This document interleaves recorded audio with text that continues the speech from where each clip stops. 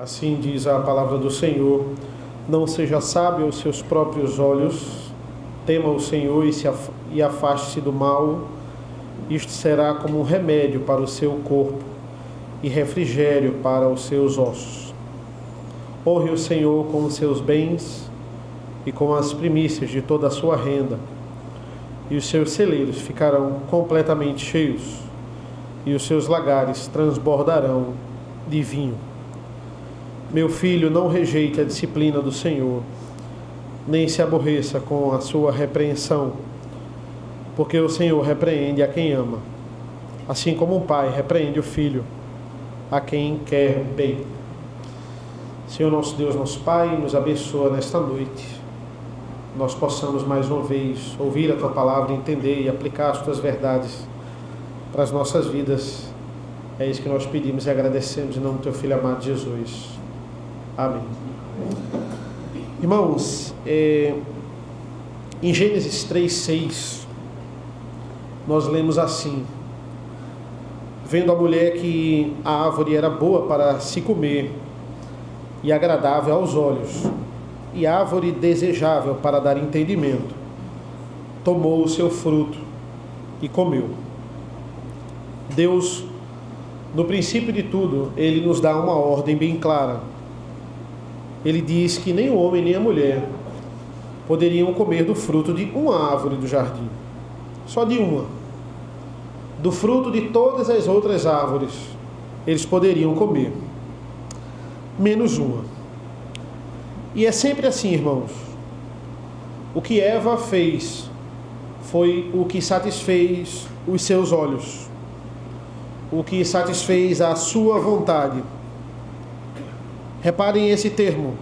Ela viu que a árvore, que o fruto era agradável aos olhos e desejável para obter o conhecimento que ela achava que teria. A cobiça, ela já estava presente nessa cena aqui. E o homem olhou para a mulher conversando com uma cobra, desobedecendo a ordem de Deus, e ele achou que não precisava intervir. Ele achou que era necessário não fazer nada a respeito. Ele foi lá e também participou do ato, ou seja, o fruto se tornou agradável aos seus olhos e desejável para ele também. E ao ler o versículo 7 de Provérbios, a gente vê que nós temos os mesmos termos aqui. Quando Salomão ele escreve: não seja sábio aos seus próprios olhos, tema o Senhor e afaste do mal. Não ache que as decisões dos seus olhos é melhor que a decisão de Deus. É isso que ele diz aqui. São os mesmos termos do Éden. E por que nós caímos em pecado? Porque muitas vezes nós damos lugar aos nossos olhos. E aí a gente satisfaz o nosso olhar pecando. Mais uma vez aqui, irmãos, é Salomão, como um pai, instruindo o seu filho. Salomão vai dizer assim: filho, pare de falar, escute o seu pai. Quem sabe mais, fala mais. É isso que o filho ele tem que entender. O filho falou muito, agora fique calado e escute o seu pai. Não seja sábio aos seus próprios olhos, tema o Senhor e afaste-se do mal. Se o temor do Senhor, ali naquela cena de Adão e Eva, estivessem presentes, eles não teriam pecado e eles teriam afastado o mal diante deles, que era a serpente naquele caso. Mas não houve temor, houve o seu modo de enxergar a situação, o modo de Satanás de enxergar a situação. Ser sábio, a sua própria conclusão, Salomão está dizendo, é o oposto da sabedoria. Toda vez que eu tiver uma fórmula nova, toda vez que eu tiver um novo método acima da palavra de Deus, eu estou negando o temor do Senhor. Versículo 8: isto será como um remédio para o seu corpo e um refrigério para os seus ossos. É interessante esse termo, porque na tradução literal, corpo aqui é traduzido por umbigo, e refrigério é traduzido por medula. Então é literalmente assim: isso será como um remédio para o seu umbigo e uma medula para os seus ossos. É através do umbigo que nós temos o cordão umbilical. E é através dele que todos os nutrientes da alimentação que a mãe ingere é passada para o seu filho. E aí o filho ele vai crescendo ao longo dos meses de forma saudável. O que Salomão está dizendo é que essa sabedoria é um nutriente que é externo para nós. Olha, você não desenvolve isso de você, dentro de você. Essa sabedoria não vem de você. Essa sabedoria, ela passa pelo seu umbigo. É como se ele estivesse dizendo isso. E através da medula ali, fortalece os seus ossos. Vai lhe dar todo o nutriente. Ele está falando de crescimento espiritual. Ele está falando de alimento espiritual. Não ache que essa sabedoria você produz por você mesmo. É uma sabedoria que é externa. Porque as taxas das mães em sua gestação, elas vão lá para cima. Porque ela se sente cansada, os seus órgãos estão sendo espremidos e ela está com um peso a mais na barriga. Ela fica mais debilitada. E para se tratar, ela não pode tomar todos os remédios que ela quiser. Talvez ela não tenha que tomar nenhum remédio.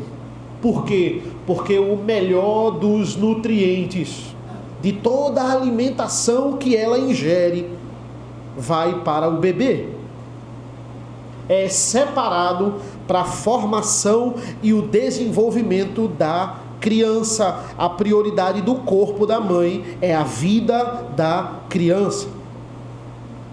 E Salomão está comparando a dedicação do corpo dessa mãe, o empenho de passar o melhor para o seu bebê, com o fato de Deus se empenhar como um pai, de passar o melhor do seu ensino para o seu povo. Não é da nossa cabeça, é de fora. E é melhor do que as nossas ideias. É melhor do que aquilo que a gente acha que vai dar certo. Portanto, quando ouvirmos a palavra como um filho obediente, silêncio. Ouça a palavra. Pare de falar. Pare de discutir com o seu pai. Não ache que a sua escolha, a minha escolha, é melhor do que o ensinamento de Cristo. E aí nós lemos os versículos 9 e 10, que diz: honre o Senhor com os seus bens e com as primícias de toda a sua renda, e os seus celeiros ficarão completamente cheios, e os seus lagares transbordarão de vinho. Parece num primeiro momento que Salomão ele mudou de assunto aqui, mudou de tema aqui. Ele estava falando sobre ensino, agora ele está falando sobre prosperidade material. Mas entendam a conexão aqui, irmãos. Existe uma conexão. A ideia é, se você receber esse ensino que é externo para a sua vida, aquilo que é externo para você, Salomão está dizendo, seus bens, sua renda, seus celeiros, eles também irão ser contemplados com essa sabedoria que Deus irá honrá-los. Salomão, irmãos, de forma nenhuma está dizendo que nós seremos ricos, não necessariamente, mas Salomão está dizendo que quando executamos essa sabedoria de forma fiel, aquilo que é material, ou seja, o nosso sustento, é contemplado e é abençoado pelo Senhor. E entenda, irmãos, isso vai muito mais além de dízimo. Muitas pessoas usam essa passagem só para falar de dízimo. Isso vai muito mais além disso. Fala dos seus bens como um todo. Olha os termos que ele usa aqui. Versículo 9. Honre ao Senhor com os seus bens e com as primícias de toda a sua renda. Primícias aqui remete a Gênesis 4. Quando Abel foi lá e pegou as primícias do rebanho e dedicou ao Senhor. Remete ao povo de Israel. Remete à festa das primícias. A ideia de que o que vem primeiro, o meu melhor, deve ser separado para Deus. E claro, na proporção que Deus nos dá. Um eles dá mais, outro eles dá menos. Outros a pessoa tem que dar no limite dos seus compromissos mesmo. Deus tem um plano na vida de cada um de nós. Mas entenda que o que Deus nos dá, o que Deus nos fornece, seja de alimento espiritual ou de alimento material, é suficiente para nós. Será suficiente se aplicarmos essa sabedoria que vem do alto. Tem igrejas, irmãos, igrejas na Europa, que os irmãos eles são tão abastados financeiramente, que eles têm os dízimos, as ofertas e as primícias. Eles dão o primeiro da renda e ainda depois dão o dízimo e depois as ofertas. Agora, é claro, são igrejas bastante abastadas financeiramente. Isso não é uma obrigação bíblica, porque eles querem de fato dar mais. Honre a Deus, ele está dizendo, com o melhor da sua renda. Essa é a ideia aqui. Eu já vi exemplos e testemunhos de homens que são abastados financeiramente e também não tem problema com a avareza, e eles davam e doavam para muita gente. Por isso que eu disse que isso vai além do dízimo. É pessoas que elas não têm problema em ajudar os outros com os bens que Deus lhe dá. É o fato da pessoa ser desapegada aqui. E eu já vi relatos de pessoas que diziam assim, pastor, eu realmente não sei de onde vem tanto dinheiro e tantas oportunidades de fazer mais dinheiro. Tem gente que Deus faz isso, de fato dá em abundância. E eu também conheço pessoas que vivem no limite. De fato ali é algo que faz falta, mas eles são fiéis, mas assim, é tudo na conta mesmo, na ponta do lápis. Mas entendam, é uma promessa. Quando usamos essa sabedoria espiritual de forma correta, Deus nos abençoa espiritualmente e materialmente. Porque, irmãos, entendam, Ele é o nosso mantenedor. Ele é aquele que supre as nossas necessidades. É muito mais do que você soltar dinheiro. A gente não está falando sobre soltar dinheiro. A gente está falando de pegar os seus bens e usar para a glória de Deus. É muito mais além. O simples fato de você abrir a sua casa, de você ser uma pessoa hospitaleiro para com os outros. Isso também é uma forma de usar os seus bens para a glória de Deus. E a consequência disso está no versículo 10. E os seus celeiros ficarão completamente cheios, e os seus lagares transbordarão de vinho. Lagares são os locais onde se pisa na uva e se extrai o vinho, e aquele suco da uva é conservado em depósitos de madeira. A Bíblia fala que esses lagares, os seus lagares transbordarão. Ou seja, filho, não siga a sua própria sabedoria. Receba de fora o que de fora eu estou mandando você fazer. E em termos materiais e espirituais, não irá faltar nada para você. Eu vou suprir. Você pode pensar assim, poxa, que coisa boa. Eu pensava que a teologia da prosperidade era errada, não é? Obrigado, pastor. A teologia da prosperidade é correta, calma. Teologia da prosperidade fala sobre sucesso na vida, fala sobre você se ver livre dos seus problemas. Se você fizer alguma coisa, você não vai ter mais problemas nesse mundo. Você, por exemplo, se você for fiel a Deus na igreja, Deus não vai fazer você perder o seu emprego. Se você estiver firme com Deus, você não vai ter problemas com o seu filho. Se você for fiel financeiramente na igreja, é isso que a teologia da prosperidade fala. Ele atribui você dar dinheiro à igreja e ter sucesso nesse mundo. E aqui, irmãos, nós poderíamos pregar a teologia da prosperidade se ele parasse no versículo 10 e acabasse aí. Se ele parasse no versículo 10 e iniciasse um outro assunto aqui, aí realmente a teologia da prosperidade estaria correta. Mas observem os versículos 11 e 12. Meu filho, não rejeite a disciplina do Senhor, nem se aborreça com a sua repreensão, porque o Senhor repreende a quem ama, assim como um pai repreende o filho a quem quer bem. Se o autor está mandando não nos desviarmos da disciplina do Senhor, consequentemente ele está dizendo que irão ter momentos em nossas vidas que nós precisaremos ser disciplinados por Deus.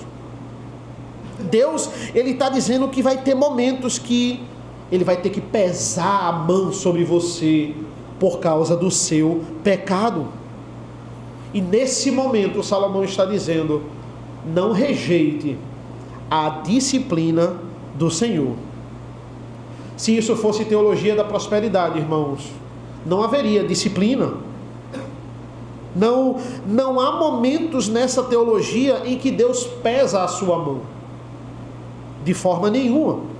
A teologia da prosperidade parte do pressuposto de que se você fizer a coisa certa, Deus sempre vai lhe abençoar. Sempre vai lhe abençoar. Mas desde o versículo 7, estamos vendo que essa sabedoria não vem dentro de nós. Não vem de nós. Deus não está esperando a gente fazer alguma coisa, porque o que é bom não vem de nós. É algo externo que Ele dá também. Não fazemos a coisa certa sempre, porque somos pecadores. Nós caímos. E quando nós desagradamos a Deus, sua atitude de amor está em disciplinar. Disciplinar aqui é um castigo, não é um abandono, e é muito diferente. Versículo 12: porque o Senhor repreende a quem ama, assim como um pai repreende o filho a quem quer bem. Você quer abandonar o seu filho de vez? Seja um pai, seja uma mãe omissa. Deixe eles fazerem o que eles quiserem. Deus faz exatamente isso com o ímpio. Isso não pode ser chamado de castigo, como eu disse. O que é isso? É maldição. Deixar o homem fazer e adentrar nos seus próprios desejos não é castigo, é maldição. Deus amaldiçoa o ímpio quando ele entrega as suas paixões e desejos, como tem lá em Romanos 1. E por que ele faz isso? Porque o ímpio não é filho. Ele nunca disse que o ímpio é filho. O maior ato de abandono que você pode demonstrar para o seu filho é na hora que ele fizer alguma coisa errada, você não exortá-lo, você não castigá-lo. É bom castigar o seu filho? Você se sente bem ao castigar o seu filho? Esse é o seu sentimento? Não é bom castigar um filho. Sentir prazer de forma nenhuma. A disciplina muitas vezes é omitida porque ela nos incomoda de fato, mas se ela não for aplicada no tempo correto, nós podemos perder o nosso filho. Se ela não é aplicada no tempo correto, nós podemos perder a nossa ovelha, a ovelha da igreja. Você tem dúvidas que Deus lhe ama? Deus é o nosso Pai. A Bíblia fala, qual é o pai que o filho lhe pedindo pão vai lhe dar uma pedra? Essa ideia de que uma igreja que disciplina é uma igreja fria. Uma igreja fria é uma igreja que não tem sentimentos. Quantas igrejas estão pregando e estão omitindo a disciplina para os seus membros porque não atrelam isso a amor. Acham que amor e acham que cuidado é simplesmente ignorar isso no meio da igreja. De forma nenhuma. Peça a Deus sabedoria. Ore a Deus. Dizem, o presbiteriano é frio, ele não acredita no poder da oração, ele não acredita que se você clamar, você pode orar. Jogue a sua ansiedade, jogue essa carga, jogue esse peso, essa angústia, essa incerteza aos pés daquele que pode sustentar tudo isso. Ele é poderoso para isso. O verdadeiro pai é aquele que supre tudo para o seu filho, que não recusa nada do seu filho, muito menos a disciplina. Mas entenda, quando esse filho, ele quiser mandar na casa, quando esse filho, ele achar que ele pode tomar as suas próprias decisões, um pai vai ter que se impor e dizer, olhe, agora entenda, quem manda aqui sou eu. Entenda, você não faz aqui o que você quer. Ele vai ter que aplicar a disciplina. Ele vai ter que usar a vara. Ele faz porque ama. Porque ele não está deixando. Ele está impedindo o seu filho seguir o seu próprio coração. Se ele fizer isso, se ele deixar, é o fim desse filho. Se submeta ao Senhor. Se humilhe perante Deus. Humilhação, contrição. Senhor, eu não tenho capacidade. Tem coisas pontos nas nossas vidas que nós somos mais fortes mesmo. E nós temos uma, digamos, facilidade em cumprir, em obedecer. E a gente vai percebendo isso ao longo das nossas vidas. Mas tem coisa que de fato não. Que a gente vê o outro com tanta facilidade cumprindo aquilo ali. E você de fato tem dificuldade, seja algum controle, algum domínio próprio, orgulho. Você deve orar e clamar, Senhor, eu sou fraco nisso. Senhor, me dá capacidade, me livra desse problema, me traz paz, eu quero viver em paz, sozinho eu não consigo. E Deus vai dizer, os seus celeiros ficarão completos, e os seus lagares transbordarão. Porque o pai, ele quer o melhor para o seu filho. Você terá problemas, claro, porque todos nós temos problemas, mas esses problemas, irmãos, eles estarão sob controle. Porque você tem intimidade e você terá maturidade vinda de Deus para passar por eles. Somente, mas somente, se você se submeter a essa sabedoria que vem acima do sol. E por último, irmãos, temos esses versículos 13 a 20 aqui, que é mais uma vez ele falando sobre os benefícios de você obedecer a essa sabedoria que é externa a nós. Ele vai concluir que nós seremos bem-aventurados. Nós seremos de fato felizes. Olha o versículo 13. Feliz é quem acha a sabedoria. Feliz é aquele que alcança o entendimento.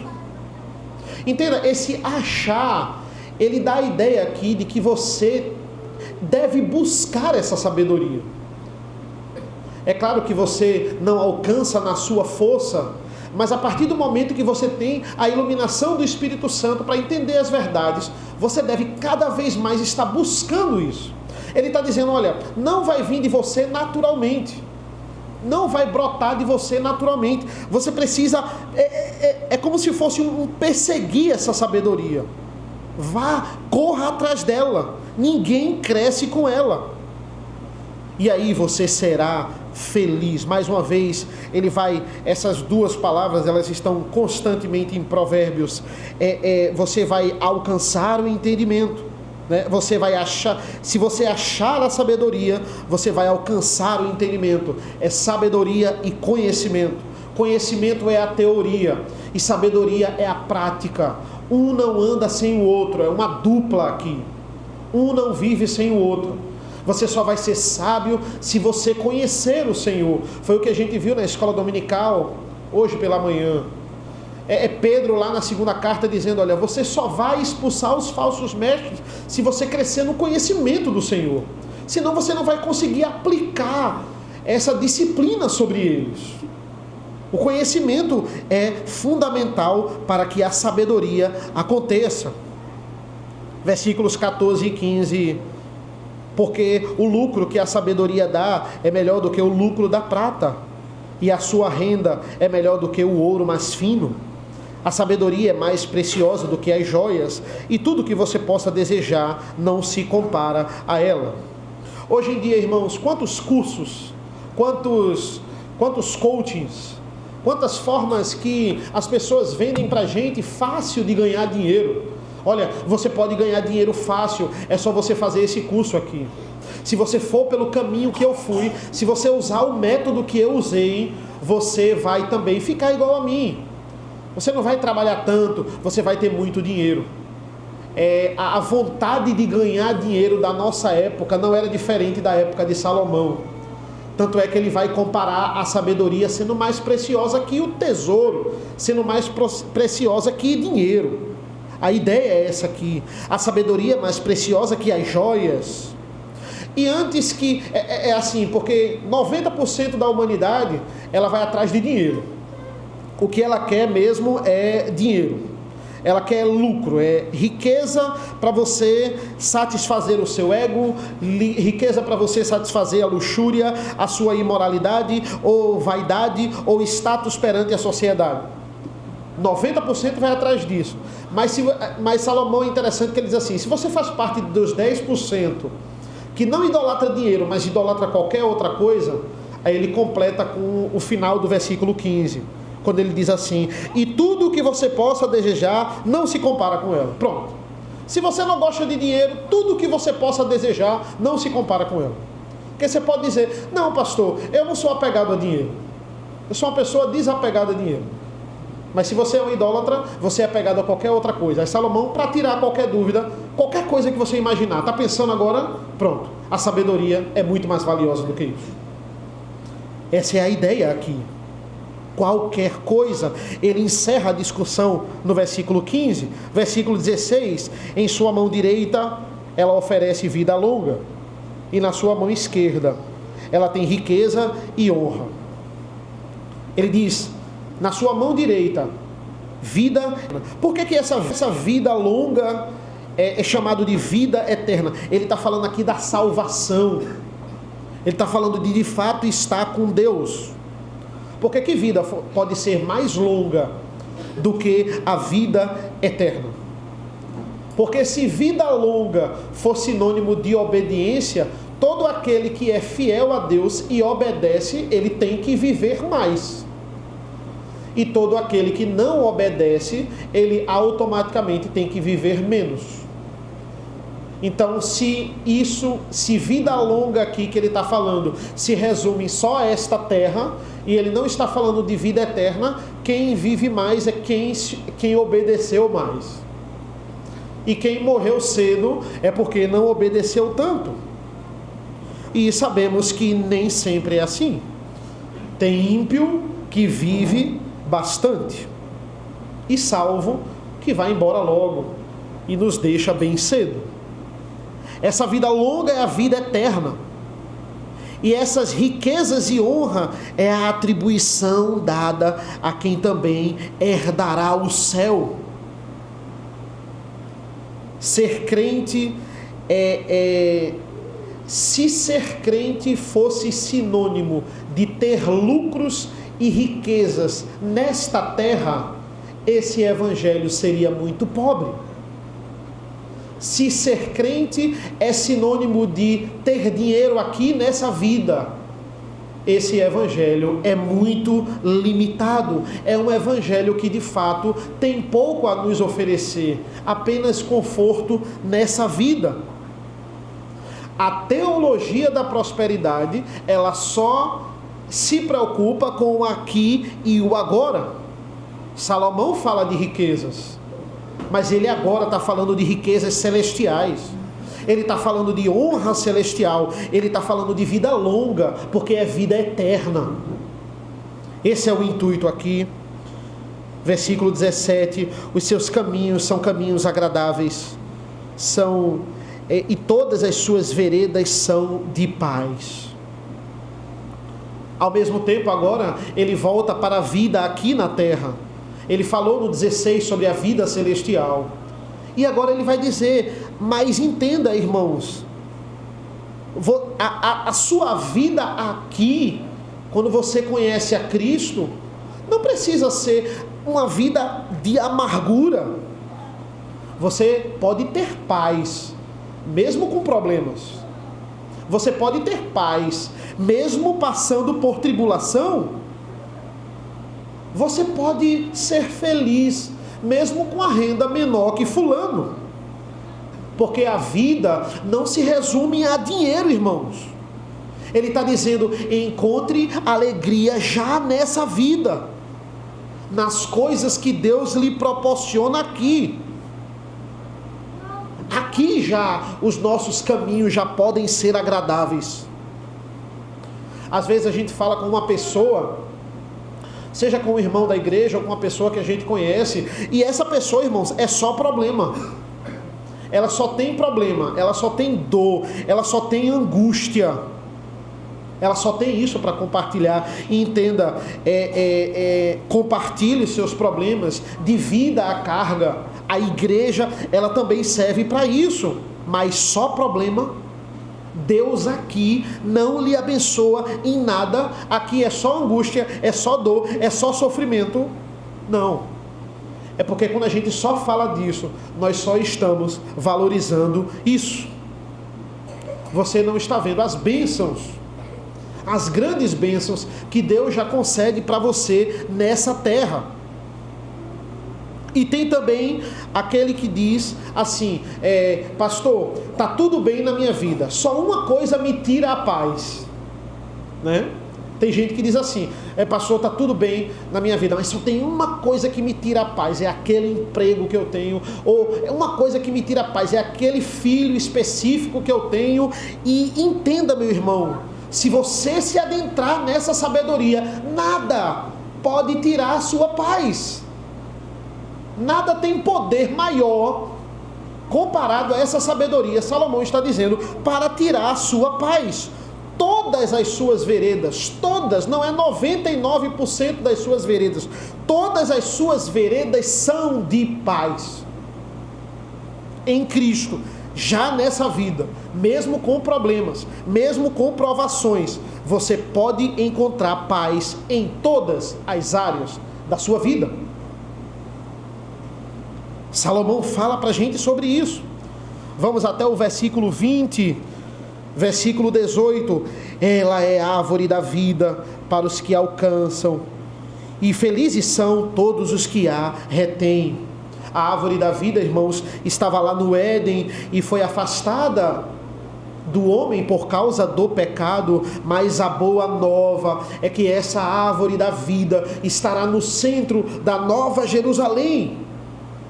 Mas apenas aqueles que a alcançam, ou seja, aqueles em que Cristo alcançou, ela não será concedida a todos, ela não será concedida naturalmente. É só você buscar naturalmente. O que nos é concedido é a ira de Deus, o abandono de Deus por causa dos nossos pecados. Mas em Cristo nós alcançamos essa árvore da vida, e só assim nós seremos felizes. Então, para concluir, irmãos, versículos 19 e 20. O Senhor, com sabedoria, lançou os fundamentos da terra, com inteligência estabeleceu os céus. Pelo seu conhecimento os abismos se romperam e as nuvens destilam o orvalho.